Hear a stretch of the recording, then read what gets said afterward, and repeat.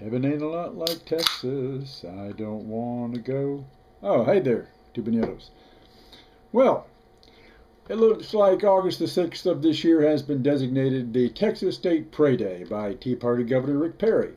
Considering the all-around bankruptcy of Governor Perry's temporal ideas, I can understand why he and his fellow teabaggers have been brought to this pass, and continue inviting everyone to share the pain they forced upon all. Several folks have already made their videos of varying snarkiness at this, but it's just too cheap a shot to sit back and giggle at the drooling rubes in their GOD. Just as ranting on Muslims for putting their real women in trash bags while the men blow themselves up searching for 73 virgins in the great harem beyond doesn't come to grips with the reasons for such absurd desperation. Many people are hurting from Cairo to Houston. Loss of employment, family stability, worry where their next meal might come from, the loss of all they've struggled and worked for should they fall sick under a rapacious, thieving medical system. These are real problems. Others suffer more direct oppression under political or social tyranny, including prison, torture, or worse. And they rightly feel they deserve better answers than a smug "life sucks" or "shit happens" from people who seem to be doing very well. And they're totally right.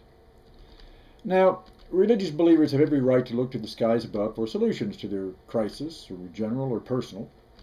But if they'll take an honest moment's reflection in the mirror, they'll find not just that they might have brought some of it on themselves, but that the very so-called leaders asking them to bow their heads to heaven have been demanding they bend their necks on earth like sheep to be sheared and butchered. Governors like Rick Perry have allowed the wealthy of Texas to steal the state treasury blind, have called for the open looting of the United States government, sending the sick, the elderly, and infants to early unfunded grades because the needs of capital balance are more important than human needs. After doing his bit to make their life on earth a living hell, he then has the unmitigated goddamn gall to offer them heaven as a solution. Just as getting drunk on the Saturday night before, via other mass opiates, is another stupefying tradition of our times. Well, I remember one evening in San Antonio, walking along the Riverwalk, my one-time wife and I resting on an old quay with long unused steps leading down to the Rio Santone. Excuse me while I get a double shot of espresso and cream.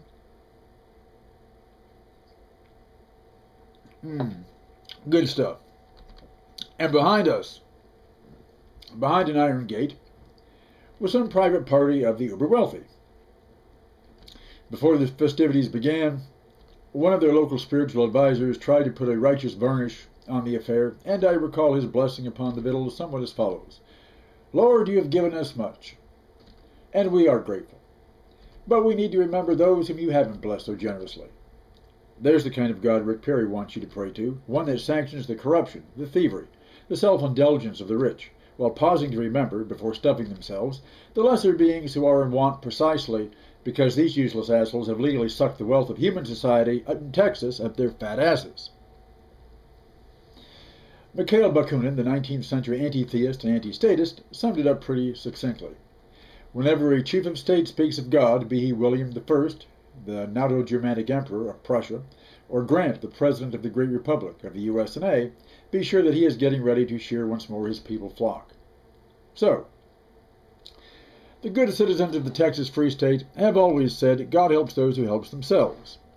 They can begin by rejecting the policies of economy and state that have brought them to this destitution in their finances, in their lack of material opportunity, in their health and education, by taking back their society from the wolves who have eaten it raw, and now offer those left in the ruin, wreckage, and rubble the consolation of pie in the sky by and by when you die. Well, who is this? Hello? Who? George Hughes? Okay. Seems I do recall that name. Wait! You were the colored boy they lynched in Sherman, Texas on May the 9th, 1930, after you were already dead. Yes, they burned down the county courthouse, used dynamite to blow you out of the locked records vault, and even though you were already dead by smoke and explosion, they threw you out to the waiting masses anyway, to be dragged through town, hung, and finally burned, going on to burn out as many Negro houses and businesses as they could find. Well, the only problem was that after this ritual sacrifice, were happy days really there again? The record shows no gods were appeased. The Great Depression only got worse, and many of those same people ended up losing their jobs and farms anyway, migrating cross-country to California. Only massive infusions of social capital would expose your human sacrifice as the meaningless, barbaric ritual it was. But since Governor Rick Perry has no faith in the possibilities of man, what else can he do?